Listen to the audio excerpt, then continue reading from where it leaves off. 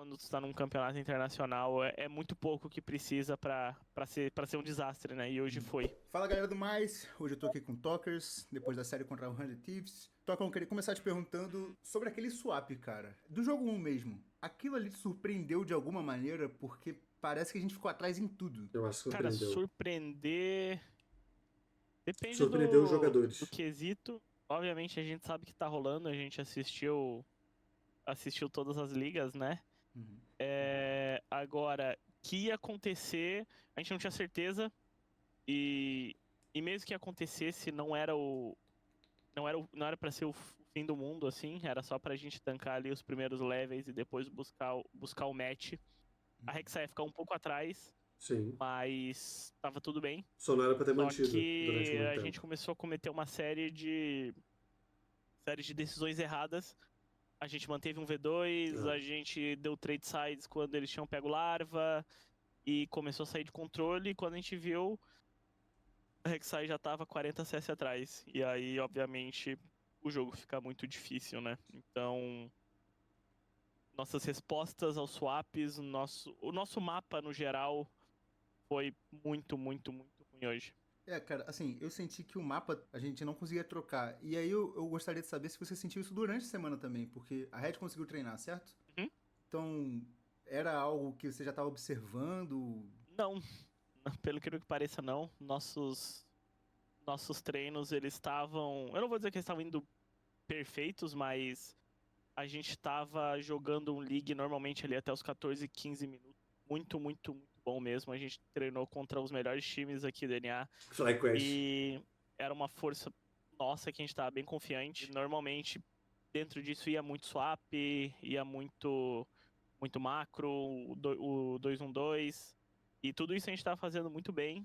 Só que hoje não saiu do jeito que era para ser. Não era algo que a gente estava esperando que a gente teria problema hoje, esse início de jogo. A gente estava Consegue, mais Pichas. preocupado com as lutas ali depois dos 15 minutos, ali luta no Atacan, outros dragões, porque esse time de jogo normalmente a gente é muito, muito clean. E acabou que veio uma preocupação que a gente não estava esperando quando aconteceu o jogo 1. E no jogo 2 também não foi muito bom o início do jogo, mas felizmente a gente não performou. Cara, assim, você conhece a comunidade, né, Toque? Você foi streamer e tudo, então você já deve imaginar que tá todo mundo pesando lá dos drafts. Eu queria saber, sinceramente, você se arrepende de algum dos drafts? Você acha que os 3 drafts eram winnables? Era um Qual é a winnable. sua opinião sobre os 3 drafts, assim? Ó, eu não gostei, tá? De todos os drafts. Mas eu reconheço que todos eles eram jogáveis. Talvez mudaria alguns picks. Mas é porque eu não gosto de certos picks. Tipo, Jin. Eu odeio o Jin aqui no Brasil. Geral. Cara, Brasileiro. draft Jin 1, brasileiro. sinceramente, o draft 1 eu achava que era muito vencedor da nossa parte. Eles tinham uma ou duas maneiras de ganhar aquele jogo, e elas não eram fáceis, porque eles perdiam as 4 sides depois do segundo item ali. As 4 matchups, no caso, né? Uhum. E a gente tinha muita frontline, a gente tinha. Enfim, a gente tinha tudo. Infelizmente, aconteceu o swap, né? E a gente começou atrás desde o início do jogo.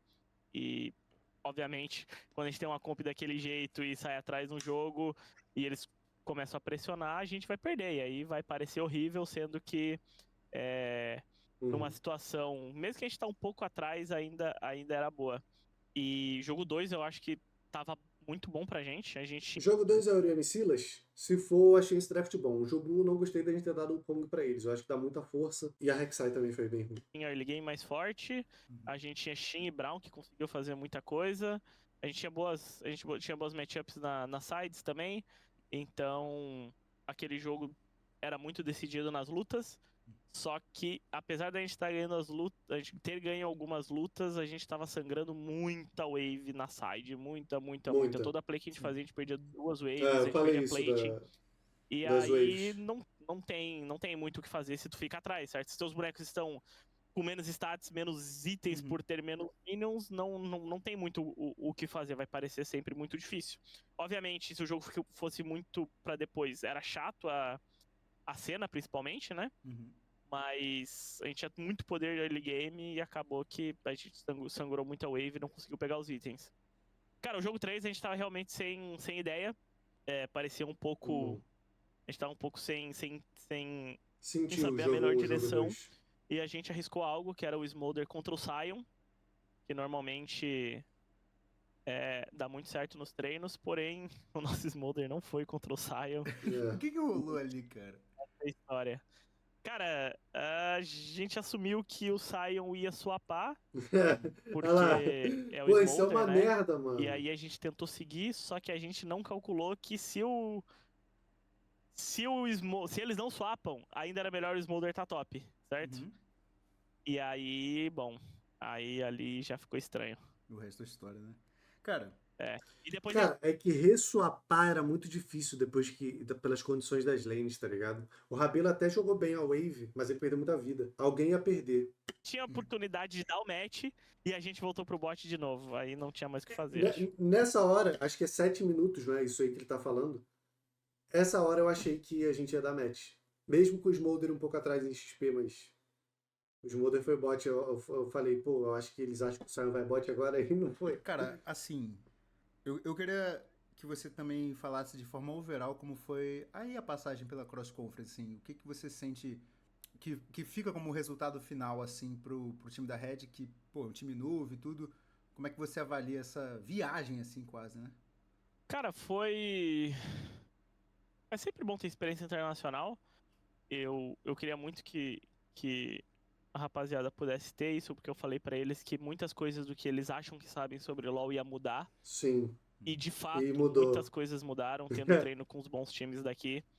Eles começaram a entender alguns conceitos que eles tinham que quando a gente começa a falar do nível mais alto, começa a mudar. Sim. Então essa experiência vai ser muito importante pro futuro deles. Cara, isso é bizarro, isso é bizarro. Tipo, eu não sei se vocês têm esse tato, mas muitos jogadores, eles têm crenças, né, de LoL, que eles acreditam ser extremamente correto, porque às vezes funciona, né? Na maioria das vezes funciona aqui no Brasil. E aí quando chega alguém com experiência internacional e fala, mano, isso aí não existe, a pessoa fala, porra, como assim, dá certo? E aí você chega lá fora e não funciona, entendeu? Você tem que mudar completamente. Então isso realmente rola. Mas é difícil passar essa experiência, tá ligado? O cara tem que viver. Gostaria da gente ter aproveitado melhor o tempo aqui. Infelizmente não aproveitamos e apesar de a gente ter tido bons treinos, ainda assim, não sei se foi a preparação, não sei se foi talvez a direção ou o que foi, mas não dia de jogo hoje a gente não tava, parece que a gente não tava na mesma página e aí quando tu está num campeonato internacional é muito pouco que precisa para ser um desastre, né? E hoje foi. Mas gostei da experiência, acho que foi muito importante para todos eles como jogadores, foi importante para mim também.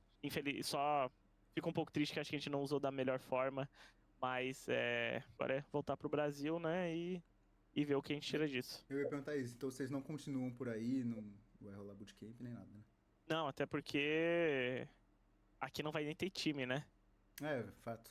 O pessoal, querendo ou não, agora Pode os 3 crer, vai times vão tudo pro viajar Texas. e a gente volta pro Brasil e não sei exatamente, não tava pensando nessa possibilidade agora, não sei como serão os próximos meses.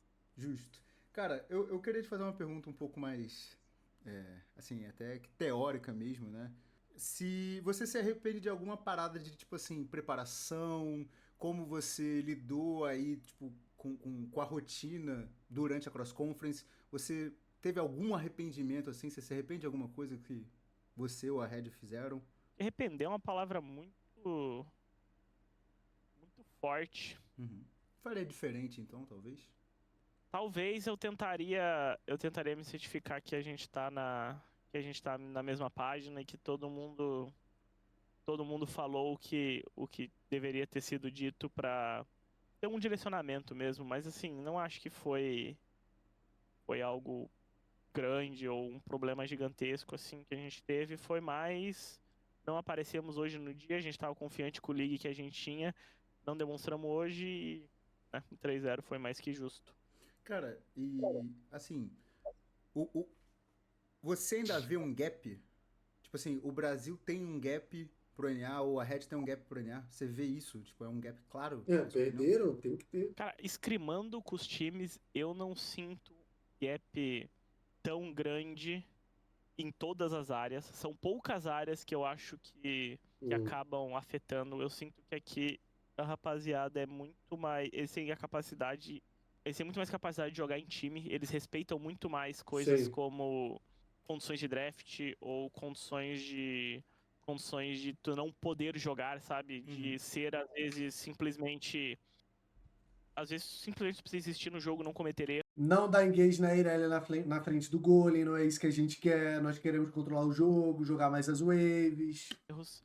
E aqui eles conseguem fazer isso muito melhor que no Brasil. No Brasil a gente é muito.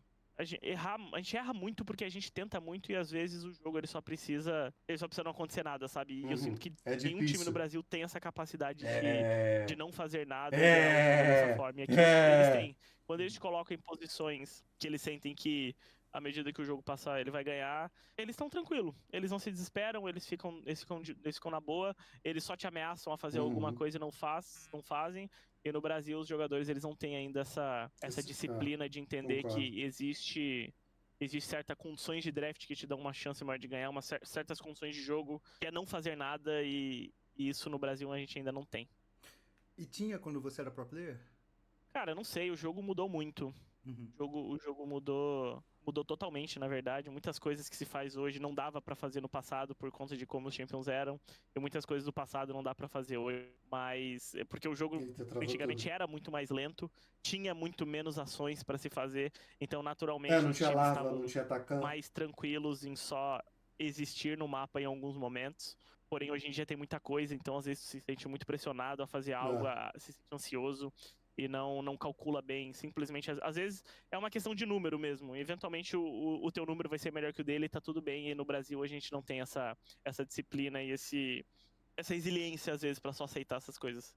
Cara, você falou também que, assim, da preparação do jogo 2 pro jogo 3, vocês se sentiram um pouco perdidos. Tipo, não Sim. sabiam bem qual caminho ir. Você atribui isso a alguma coisa que aconteceu no jogo?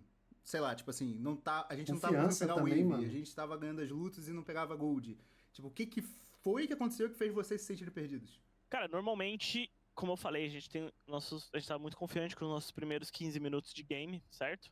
A gente tava confiante tanto que no jogo 1 a gente pensou que mesmo com aquela comp a gente conseguiria ter 15 primeiros minutos bons e logo a nossa comp teria mais números que a dele, simplesmente a gente ganharia o jogo. A gente não conseguiu. E aí, jogo 2, a gente decidiu vir draft um pouco mais forte cedo mesmo, pra gente já poder lutar, pra gente não precisar ser muito, como eu posso dizer, a gente não precisa avaliar muitas situações. Se a gente sentir que dá pra puxar o gatilho, a gente puxava o gatilho, a gente fez. E aí, só que aí a gente tava sangrando muita wave. E mesmo ganhando as situações, a gente continuava perdendo gold, continuava ficando atrás, não pegava os itens. E aí realmente a gente acaba ficando numa situação difícil, né? Porque se a gente tá jogando o mapa mal e mesmo ganhando lutas não tá conseguindo transformar em gold, tu poderia pegar algo mais scaling e com calma, né? Só que, ao mesmo tempo, o jogo 1 não deu certo. E aí, o jogo 2, lutando, a gente não tava conseguindo criar vantagens de gold lead por erros de mapa. E aí no jogo 3, tu acaba tendo uma Pô, jogo 2, acaba o jogo 2, tu fala, viado, a gente só é pior, não é possível. E aí começa a criar uma dúvida na tua cabeça. dúvida. O que eu faço? Pra qual caminho eu vou, certo? Sim. A gente começou com um bom early foda, game no mano. draft, a gente viu um ângulo de Smolder em cima de Sion, que é algo que normalmente dá certo pra gente. E aí a gente cometeu erros e a gente errou mais ainda, enfim. A gente ficou sem solução porque a gente não sabe. Os erros que a gente tava cometendo eram independentes de draft, entendeu? Sim, Criavam concordo. dúvidas, né?